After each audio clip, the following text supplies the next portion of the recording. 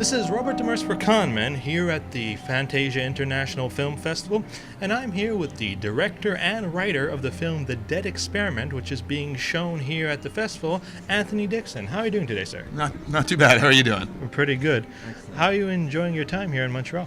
It's fantastic. It's fantastic. A lot of good films and a lot of good people to meet, and it's the first time being here, so just a really good experience for me, for sure. Can you please tell our audience a little bit about your film? Sure. The film's called The Dead Experiment. It played last night at 7 p.m. Phenomenal, good sold-out crowd and a great experience there. The film's basically about a man who comes home one night. His fiancée sees him and starts freaking out, terrorized, screaming, whatnot. And she eventually tells him that he's been dead for 2 weeks. So it's all about kind of the science behind how he's back from the dead, and him and his PhD colleague has actually kind of cured death, basically. So it's all about the kind of ramifications of that and the impact on his fiancée and his friends and all the relationships there.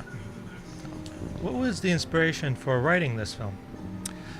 You know what? I've got a science background. I did my undergrad degree in biology and physics, so I really wanted to incorporate science into a movie, and I really kind of just thought of, how can I kind of keep a contained movie so I could shoot it myself, because I self-financed it.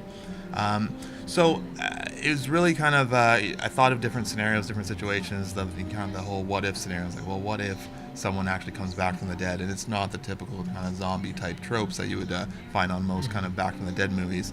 So I really kind of tried to keep it straight, and, they're back from the dead, and they're completely, full memory, not flesh-eating disease or anything like that.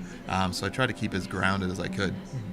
So did you have to try to avoid any of the usual things that are associated with the undead? Yeah, basically. I didn't want the main character coming back from the dead and being kind of very mindless or just, just moping around. I wanted him to kind of regain full consciousness. So he's a scientist, and so he's back. As soon as he's back into his experiments, back into the science of it. And it's really kind of just, it's more of a character piece, really. Just, what are the impacts on his fiancée? What's the impact on his best friend who helped him with this? And what do they do with it? Do they, bring it out to the public? Do they keep it contained, etc.? So that's what it's really about. Nowadays, science fiction films aren't normally seen as character pieces. They're more seen as big space operas, a la the latest Star Trek films and all that. Do you think it's more of an underrated genre, having more character pieces, science fiction films? Yeah, I think so. A lot of the big budget movies that you just mentioned, they're great spectacles for sure. But if they don't really kind of stay grounded and really focus on, say, the characters and the story, I think you can kind of get lost with it. It's great to see visually, but I think viewers kind of want something a bit more. So that was kind of my goal in terms of, obviously it was a low-budget film, and so I didn't have the resources to make it a big, huge spectacle, that's for sure.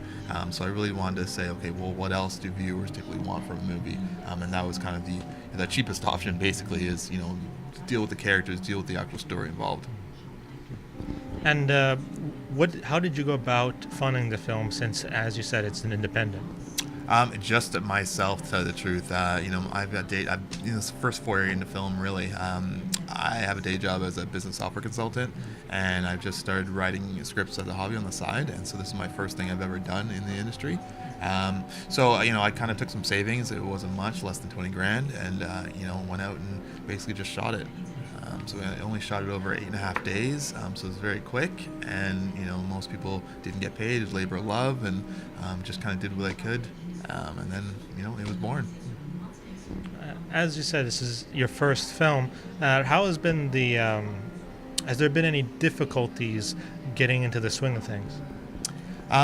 From a festival perspective, you mean, or just in general? In general, creating the film. Yeah, no, it was challenging, that's for sure. One of my good friends is a music video director in Toronto as well, so he kind of advised me along the way.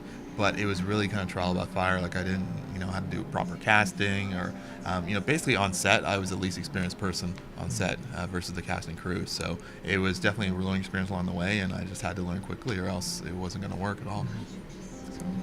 So you have your first film out now. Are you looking to make future ones? I am. I am. I really enjoyed the process. I learned a lot. As with any artist, I guess you can kind of spot where your mistakes were and where this could have been better and where you could improve. And so I think I definitely want to take that experience, pour that into a new script which I'm working on, and then basically see, can I make a better film. So that's where I'm at.